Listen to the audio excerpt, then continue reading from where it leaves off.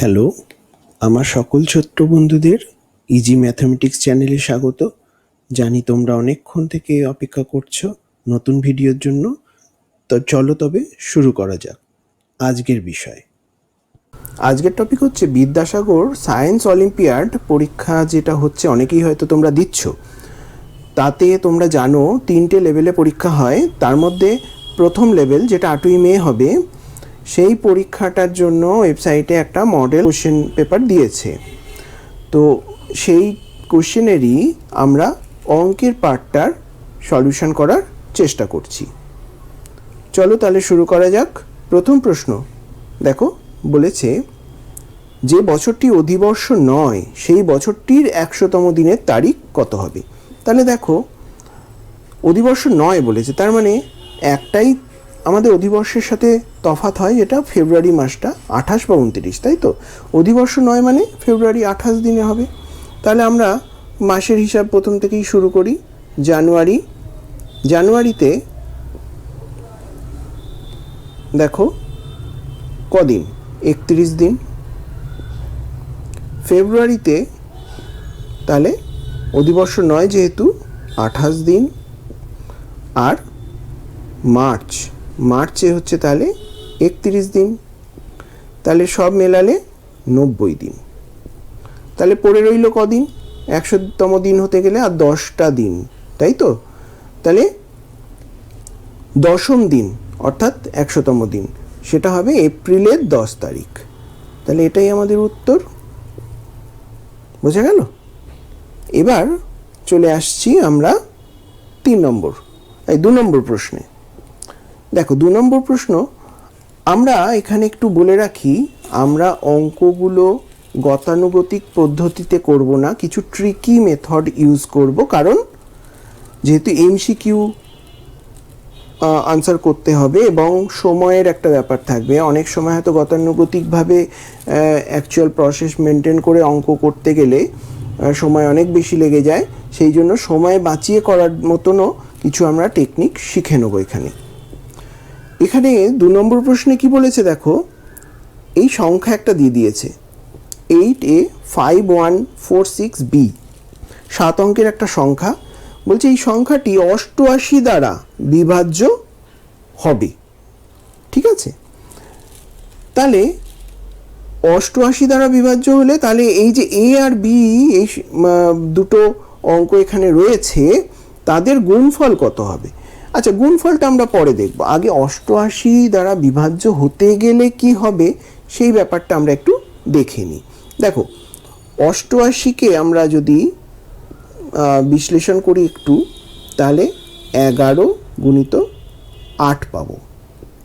ঠিক আছে, তার মানে এই সংখ্যাটা 88 দ্বারা বিভাজ্য তখনই হবে যখন এই সংখ্যাটা অ্যাট এ টাইম 11 দ্বারাও বিভাজ্য হবে, আবার 8 দ্বারাও বিভাজ্য হবে। দুটো দিয়েই যদি বিভাজ্য হয় তাহলে অবশ্যই এটা 88 দ্বারা বিভাজ্য হবে।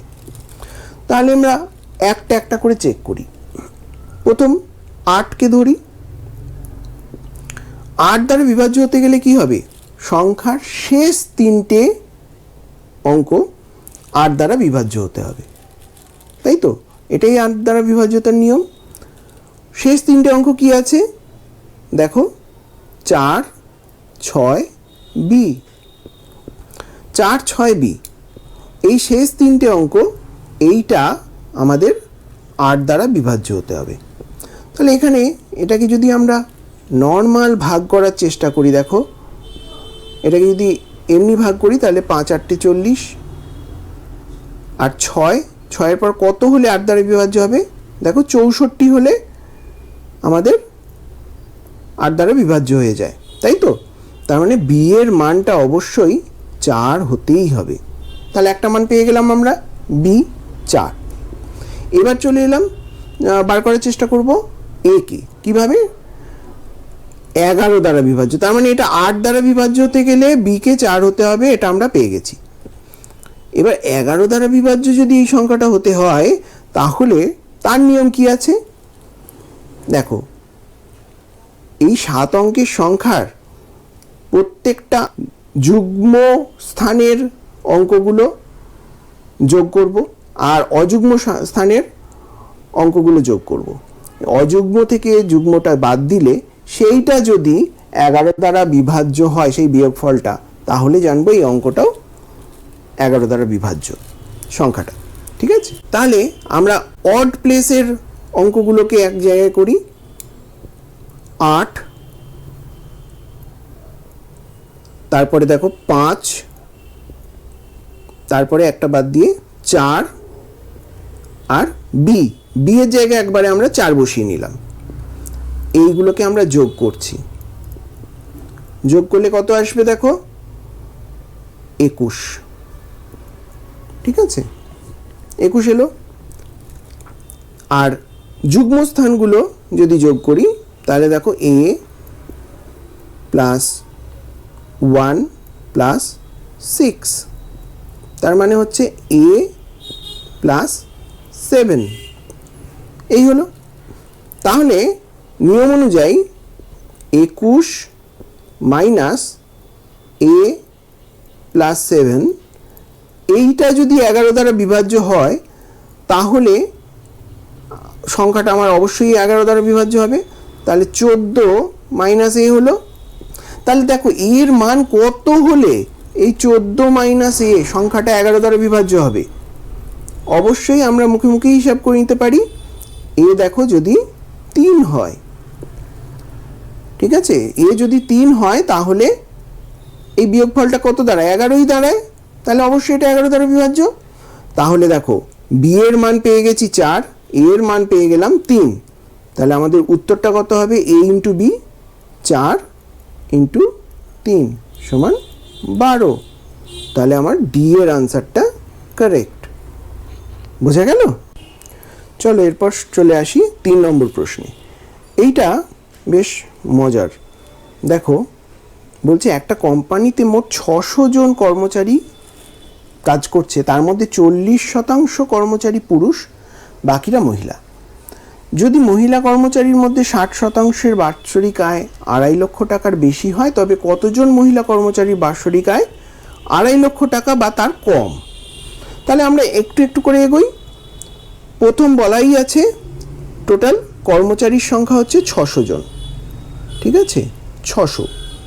তাহলে এই 600 জনের 40% তারা হচ্ছে পুরুষ। আমাকে তো বার করতে হবে মহিলাদের কতজন 2.5 লাখের কম বা সমান পাচ্ছে। তাহলে আগে আমরা পুরুষ কর্মচারীকে ওখান থেকে বাদ দিয়ে দিই। দেখো 600-র 40% মানে কত? 600 ইন্টু 40% মানে 440-এর 100 করলাম, তাহলে 240। তাহলে 600 থেকে যদি 240 বাদ দিয়ে দিই, এইটা হচ্ছে মেল, 240 হচ্ছে মেল। তাহলে ফিমেল কত হচ্ছে? ফিমেল হবে 600 বিয়োগ 240 মানে 360। ঠিক আছে, এই 360 জন হচ্ছে ফিমেল। এবার 360 জনের মধ্যে বলছে আবার 60%। এই 360 জনের 60% বলছে 2.5 লাখের বেশি পায়। তাহলে এর 60% কত হবে? যদি আমরা একটু কাটাকুটি করে গুণ করে নিই তাহলে দেখো এটা হবে 36 ইন্টু 6 হচ্ছে 216। তাহলে এই 216 জন হচ্ছে 2.5 লাখের বেশি পায়। ঠিক আছে, তাহলে 2.5 লাখের কম সিম্পল। এবার আমরা বার করে ফেলতে পারবো 360 মাইনাস 216, তাহলে উত্তর হবে আমাদের 144। এইটা তাহলে আমাদের কারেক্ট অ্যান্সার। বোঝা গেল? এবার তাহলে চলে আসছি আমরা 4 নম্বর প্রশ্নে। 4 নম্বর প্রশ্নে দেখো কি বলেছে, পরপর 7টি সংখ্যার একটা সজ্জা আছে, এদের প্রথম 5টা সংখ্যার গড় যদি 25 হয় তাহলে সব কটা সংখ্যার গড় কত হবে? দেখো প্রথম 5টা সংখ্যার বলেছে গড় 25, এই 5টা সংখ্যার বলেছে গড় হচ্ছে 25, তাহলে মধ্যের সংখ্যাটা হবে 25। তার আগে 24, যেহেতু পরপর সংখ্যা তাহলে 1 কম, তার আগে আরও 1 কম 23, আর এদিকে হচ্ছে 26 আর 27।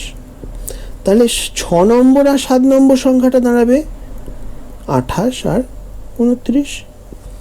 তাহলে দেখো আমি যদি 7টা সংখ্যাকেই এক নিই কনসিডারে, তাহলে এদের মধ্য সংখ্যা কোনটা দাঁড়াবে? তাহলে 4 নম্বরটা। তার মানে 26 হবে আমার উত্তর।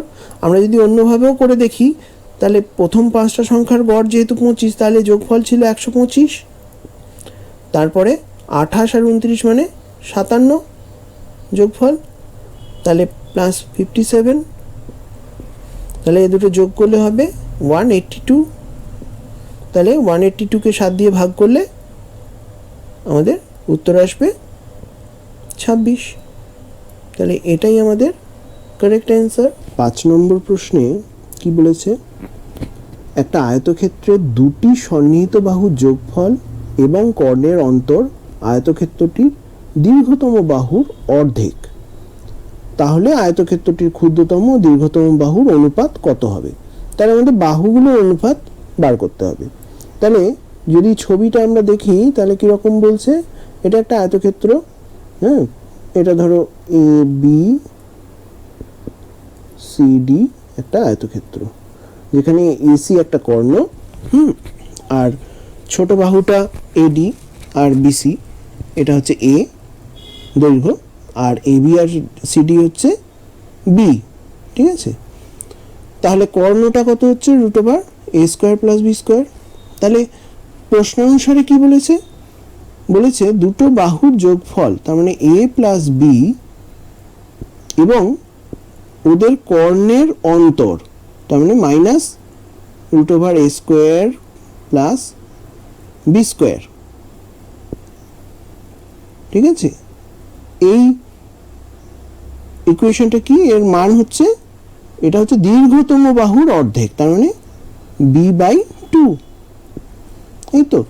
তাহলে এটাকে যদি আমরা একটু সিম্পলিফাই করার চেষ্টা করি, এক সাইডে যদি নিয়ে আসি, রুটটাকে অন্যদিকে যদি নিয়ে যাই, তাহলে কি দাঁড়াচ্ছে? a + b - b/2 = √a²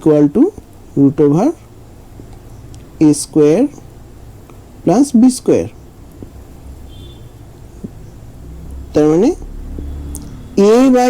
এটাকে যদি আমরা সিম্পলিফাই করি, তাহলে কি দাঁড়াচ্ছে? a + b/2 = হচ্ছে √a² + b²। তাহলে বোথ সাইড যদি আমরা স্কোয়ার করে দিই, কি দাঁড়াবে? মানে a² + 2ab, মানে শুধু ab, দুইটা কেটে গেল, প্লাস b² / 4 = a² + b²। তাই তো? এবার আমরা যদি একটু এক সাইডে আনার চেষ্টা করি, দেখো a² ক্যান্সেল হয়ে যাচ্ছে, আর b²টাকে যদি একদিকে নিয়ে যাই, তাহলে ab সমান হচ্ছে b² - b²/4, তার মানে 3b²/4। তাই তো? তাহলে আমরা যদি বিটাকে দুদিক থেকে ক্যান্সেল করি, তাহলে কি দাঁড়াবে? a/b সমান হচ্ছে 3/4। তাহলে আমাদের প্রশ্নটাতে যদি চলে আসি, a/b হচ্ছে 3/4, অর্থাৎ 3:4। এটাই তাহলে আমাদের কারেক্ট অ্যান্সার। তাহলে 6 নম্বর অঙ্কটায় কি বলছে? যে যদি 5 জন পুরুষ 3 জন বালক 4 দিনে 23 হেক্টর জমির ফসল তুলতে পারে, এবং 3 জন পুরুষ 2 জন বালক যদি 2 দিনে 7 হেক্টর জমির ফসল তুলতে পারে, তাহলে কতজন বালক 7 জন পুরুষের সাথে মিলে 45 হেক্টর জমির ফসল 6 দিনে তুলতে পারবে? এখানে ধরে নিচ্ছি একটা পুরুষ একদিনে এম অংশ কাজ করে, আর একজন বালক একদিনে বি অংশ কাজ করে। এরকমভাবে আমি দুটো প্যারামিটারকে যদি নিয়ে নিই, তাহলে দেখো এটা যেহেতু বলছে 4 দিনে 23 হেক্টর, তাহলে এটাকে আমরা একদিনের অনুপাতে, এবং 2 দিনে 7 হেক্টর, এটাকেও আমরা একদিনের অনুপাতে আনার চেষ্টা করব। তাহলে কি দাঁড়াচ্ছে? দেখো 5 জন পুরুষ 5m প্লাস 3b,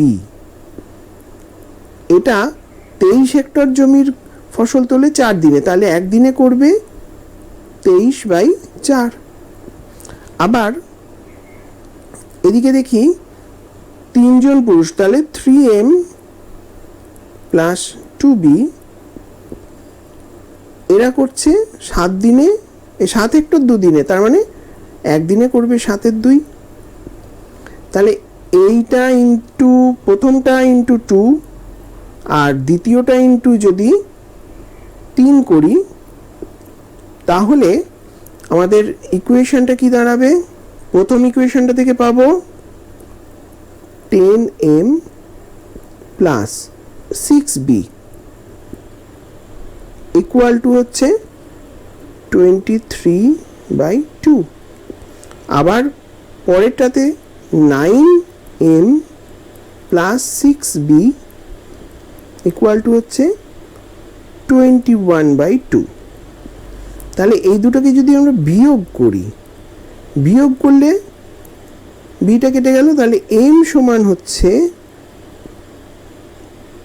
23/2 মাইনাস 21/2, তার মানে 1, m ইকুয়াল টু হচ্ছে 1।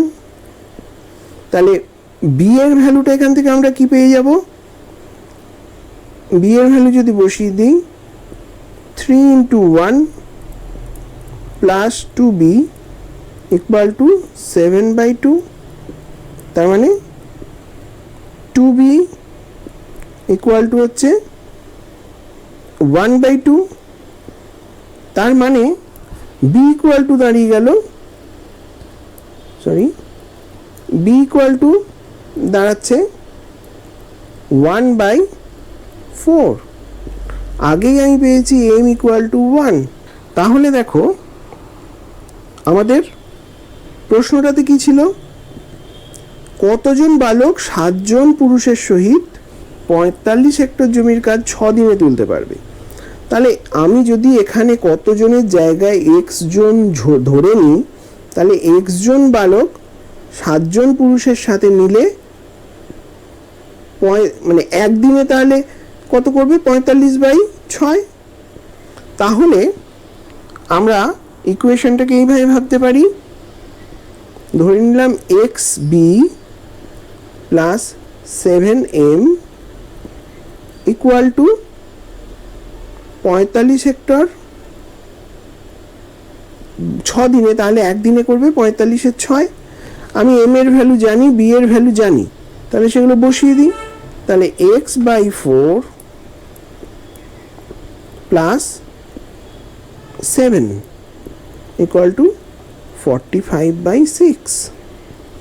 তাহলে x/4 ইকুয়াল টু হচ্ছে 3/6। মানে এটাকে আমরা যদি সাইড চেঞ্জ করি, দেখো 3/6 আসছে, 1/2। তাহলে x ইকুয়াল টু হবে 4/2 ইকুয়াল টু 2। তাহলে আমাদের উত্তর হবে 2। 2 জন বালক 7 জন পুরুষের সাথে কাজ করলে 45 হেক্টর জমির কাজ 6 দিনে করতে পারবে। এরপর 7 নম্বর প্রশ্নে কি বলছে দেখো। 7 নম্বর অঙ্কটাতে বলছে দুটো সমবাহু ত্রিভুজ একে অপরকে এই ছবি অনুযায়ী আবৃত করে রেখেছে, দিয়ে এই এক্স এর মানটা জানতে চেয়েছে, মানে এই কোণটার মানটা জানতে চেয়েছে, এক্স এর মান কত। তাহলে দেখো যেহেতু এখানে বলেই দিয়েছে সমবাহু ত্রিভুজ, তাহলে সমবাহু ত্রিভুজের ক্রাইটেরিয়াগুলো কি? বাহুগুলো যেমন সমান তেমনি 3টে কোণও হবে সমান। 3টে কোণের মান 60 ডিগ্রি করে, প্রত্যেকটা কোণই তাহলে 60 ডিগ্রি, তাই তো? তাহলে এই ছবিটা যদি আমরা একটু বড় করে দেখি, দেখো ওই ছবিটাই ধরো এবি একটা সরল রেখা, যার ওপর সি এবং ডি বিন্দুতে দুটো ত্রিভুজ মিট করছে, তাই তো? তাহলে এদের একটু নামকরণ যদি করে দিই, একটা দেখো সি ডি আছে, ডি ই এফ, আর একটা ত্রিভুজ ধরো সি কে এল, ঠিক আছে। তাহলে এদের ইন্টারসেকশন পয়েন্ট দুটো আবার দেখো, ধরো একটা পি আর একটা হচ্ছে কিউ। তাহলে এবার দুটো জিনিস কিন্তু বলে দিয়েছে, দেখো বিডিই মানে ত্রিভুজের এই কোণটা বলে দিয়েছে 65 ডিগ্রি, আবার এই ত্রিভুজটার ক্ষেত্রেও এসিএল এই কোণটাও বলে দিয়েছে 75 ডিগ্রি। তাহলে যেহেতু দুটো কোণ বলে দেওয়া আছে, তাহলে আমরা এখান থেকে এই দুটো কোণের মান পেয়ে যাব। এই দিকের কোণটার মান কত হবে? এটা হবে দেখো 55 ডিগ্রি, তাই তো। আর এই কোণটা মানে পিসিডি, এই কোণটা হবে 45 ডিগ্রি, কারণ 75 60 হচ্ছে 135 আর 45 তাহলে বাকি থাকছে, কারণ এই গোটাটা আমরা জানি এটা 180 ডিগ্রি, এটার ক্ষেত্রেও তাই। তাহলে এটা 45, এইটা 55, তাহলে এই কোণটার মান তো আমরা সহজে পেয়ে যাবো, কারণ তিনটে কোণের যোগফল আমরা জানি 180। তাহলে 45 আর 55 কত হয়? 100। তাহলে এই কোণটার মান হচ্ছে আমার 80 ডিগ্রি। এই কোণটা যদি 80 ডিগ্রি হয়, তাহলে এই কোণটার মানও তো আমার 80 ডিগ্রিই হবে। আবার দেখো, যেহেতু সি কে এল একটা সমবাহু ত্রিভুজ, তাহলে প্রত্যেকটা কোণই 60 ডিগ্রি, তাহলে এই কোণটাও দেখো 60 ডিগ্রি। তাহলে এটা 80 পেয়েছি, এটা 60 পেয়েছি, তাহলে এই দুটো মেলালে হচ্ছে 140 ডিগ্রি। আবার যেহেতু তিনটে কোণের সমষ্টি 180 ডিগ্রি, তাহলে এক্স এর মান কত হচ্ছে? 180 মাইনাস 140, কারণ 60 আর 80 যোগ করলে হবে 140, তাহলে এক্স এর মান হবে 40 ডিগ্রি, তাই তো। তাহলে প্রশ্নে চলে এলে দেখতে পাবো, দেখো সি এর অ্যান্সারটা হবে কারেক্ট, এক্স এর মান হচ্ছে 40 ডিগ্রি। 8 নম্বর প্রশ্নে কি বলছে? যদি 1 স্কোয়ার সেন্টিমিটার ক্ষেত্রফল রং করতে 2 টাকা খরচ হয়, তাহলে 20 সেন্টিমিটার দৈর্ঘ্য বিশিষ্ট একটি ঘনাকৃত বাক্সের বাইরের সমগ্র তলগুলি রং করতে কত খরচ হবে? তাহলে দেখো, যেহেতু ঘনাকৃত বস্তু বলছে, তাহলে তার সমস্ত দৈর্ঘ্য, প্রস্থ, উচ্চতা সবই হবে 20 সেন্টিমিটার। তাহলে প্রত্যেকটা তলের, আমরা জানি একটা ঘনবস্তুর 6টা তল আছে, 6টা তল, তাহলে এক একটা তলের ক্ষেত্রফল কত? 20 ইন্টু 20 স্কোয়ার সেন্টিমিটার, তার মানে হচ্ছে 400 স্কোয়ার সেন্টিমিটার, তাই তো। তাহলে 6টা তল যদি হয়, তাহলে তার সমগ্র তলের ক্ষেত্রফল কত হবে? 6 ইন্টু 400 স্কোয়ার সেন্টিমিটার, তার মানে 2400 স্কোয়ার সেন্টিমিটার, তাই তো। তাহলে 1 স্কোয়ার সেন্টিমিটারের রং করতে 2 টাকা যেহেতু খরচ হচ্ছে, তাহলে সমগ্র তল রং করতে 2400 ইন্টু 2 সমান 4800 টাকা খরচ হবে, তাই তো। তাহলে এই সি এরটা হচ্ছে আমার কারেক্ট অ্যান্সার। 9 নম্বর প্রশ্নে কি বলছে দেখো, বলছে এটা একটা গুণফল আকারে দিয়েছে, 2 গুণিত 3 গুণিত 4 গুণিত 2007 গুণিত 2008 গুণিত 2009 মাইনাস 2008। এটা একটা বড় সংখ্যা দিয়েছে, এই সংখ্যাটাকে বলছে 2009 দ্বারা ভাগ করলে কত ভাগশেষ থাকবে। দেখো, এই সংখ্যাটাকে যদি আমরা দেখি, এর মধ্যে যেহেতু 2009 দ্বারা আমাদের ভাগ করতে বলেছে, আর এই সংখ্যাটার মধ্যেও ব্র্যাকেটের মধ্যে যেটা আছে তার মধ্যেও দেখো 2009 সংখ্যাটা রয়েছে। তাহলে 2009 এইটাকে বাদ রেখে বাকি যে সংখ্যাটা রয়েছে সেইটাকে যদি আমরা ছোট করে এক্স ধরে নিই, তাহলে সংখ্যাটা আমাদের এই ধরনেরই তো, এক্স ইন্টু 2009, তাই তো? তাহলে দেখো এক্স 2009-এর গুণিতক আকারেই রয়েছে। এবার এই সংখ্যাটাকে আমরা একটু অন্যভাবে লিখি, এক্স গুণিত 2009 মাইনাস এ দেখো 2008, 2008কে তো আমরা লিখতেই পারি 2009 মাইনাস 1। তার মানে এটা হচ্ছে 2009x মাইনাস 2009 প্লাস 1। তার মানে হলো 2009 ইন্টু এক্স মাইনাস 1। 2009কে যদি কমন নিই, তাহলে দেখো এটা সেই গুণিতক ফর্মেই রইল, আর প্লাস 1 রয়েছে।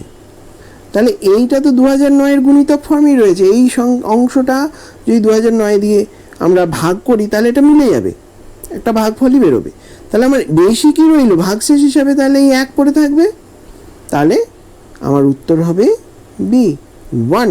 তাহলে 10 নম্বর প্রশ্নে কি বলছে দেখো, এবিসিডি একটা বর্গক্ষেত্র বলে দিয়েছে, যার এডি বাহুর ওপর ই একটি বিন্দু, আবার বিসি বাহুর ওপর এফ এমন আরেকটি বিন্দু। এরা এমনভাবে আছে যে বিই, ইএফ, এফডি এরা সবাই সমান এবং মান হচ্ছে 30 সেন্টিমিটার। তার মানে এই তিনটে বাহু সমান এবং 30 সেন্টিমিটার করে। তাহলে এবার জানতে চেয়েছে বর্গক্ষেত্রটার ক্ষেত্রফল কত বর্গ সেমিতে। ঠিক আছে, ক্ষেত্রফল তো পরে বার করবো, তাহলে আগে তো আমাদের বাহুটা জানতে হবে। ধরে নিলাম একটা বাহু এ, তাহলে একটু ছবিটা বড় করে দেখি। ধরে নিচ্ছি আমার বর্গক্ষেত্র এটা এবিসিডি, যার একটা বাহু হচ্ছে এ সেন্টিমিটার, আর এগুলো বলে দেওয়া আছে প্রত্যেকটা 30 সেন্টিমিটার করে। এই তিনটে বাহুই সমান এমনভাবে আছে। এখানে আমরা জানি যে ইএফডি আবার বিইএফ এরা দুজনেই কিন্তু সমদ্বিবাহু ত্রিভুজ, কারণ দুটো করে বাহু তাদের সমান। আর যদি আমরা এই এফ থেকে একটা লম্ব অঙ্কন করি,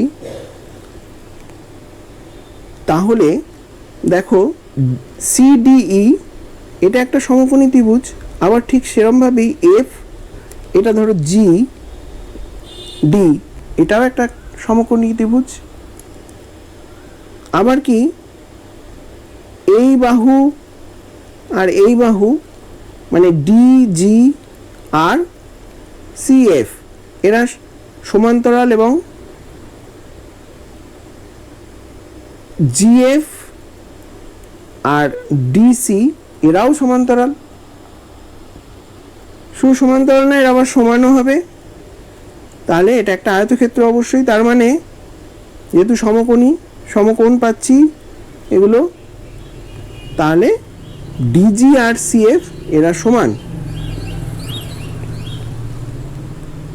যেহেতু ইএফডি এরা সমদ্বিবাহু ত্রিভুজ আর মাঝখানে লম্ব টানা হয়েছে, তাহলে এই বাহু মানে ডিএফ আর ইএফ এরা যেহেতু সমান, তাহলে ডিজি আবার জিই এরাও সমান হবে, মানে ডিজি জিএফ এরা সমান। আবার ঠিক একইভাবে যদি আমরা ই থেকে একটা লম্ব টানি ইএইচ, ঠিক এইভাবে আমরা দেখতে পাবো ইএ এটাও সমান। তার মানে গোটা বাহুটা যদি এ হয়, এটা গোটাটা যদি এ হয়, তাহলে প্রত্যেকটা a/3, তাহলে এটাও a/3, এটাও a/3। তাহলে এবার আমরা যে কোনো একটা ত্রিভুজ নিয়ে নিই, এবিই। এই ত্রিভুজটাকে যদি নিয়ে নিই, তাহলে দেখো এই হচ্ছে 3 a/3, এবি হচ্ছে এ, আর এটা জানি 30 সেন্টিমিটার। তাহলে সিম্পল যদি আমরা ফর্মুলাটা ইউজ করি, ab square plus A square equal to eb square, a square plus a square by 9, কারণ a বাই 3 ছিল, ইকুয়াল টু হচ্ছে 30 সেন্টিমিটার স্কোয়ার মানে 900, 10 a square by 9 equal to 900। তার মানে a স্কোয়ার সমান হচ্ছে 900 ইন্টু 9 বাই 10। একটা যদি কেটে যায় তাহলে 810, 810। এটাই তো আমাদের জানতে চেয়েছিল। তাহলে 810 স্কোয়ার সেন্টিমিটার, এটাই আমাদের ক্ষেত্রফল, কারণ a স্কোয়ার মানে আমরা জানি বর্গক্ষেত্রের ক্ষেত্রফল। তাহলে বর্গক্ষেত্রটার ক্ষেত্রফল দাঁড়ালো 810 স্কোয়ার সেন্টিমিটার। তোমাদের এই ধরনেরই প্রশ্ন আসবে বিদ্যাসাগর সায়েন্স অলিম্পিয়াডে। তোমরা এই ধরনের প্রশ্নগুলো অঙ্কের বই থেকে প্র্যাকটিস করার চেষ্টা করো। আশা করি সবাই বুঝতে পেরেছো। যদি কেউ বুঝতে না পেরে থাকো তাহলে ভিডিওটা আবার দেখো, তাতেও বুঝতে অসুবিধা হলে কমেন্ট বক্সে লিখে জানাও। ভিডিওটা ভালো লাগলে লাইক করো, তোমার বন্ধুদের শেয়ার করতে ভুলো না কিন্তু, আর চ্যানেলটা অবশ্যই সাবস্ক্রাইব করে নিও। আচ্ছা বন্ধুরা, আজ তবে এইটুকুই থাক। আবার দেখা হবে পরের ভিডিওতে নতুন বিষয়ের নতুন অঙ্ক নিয়ে।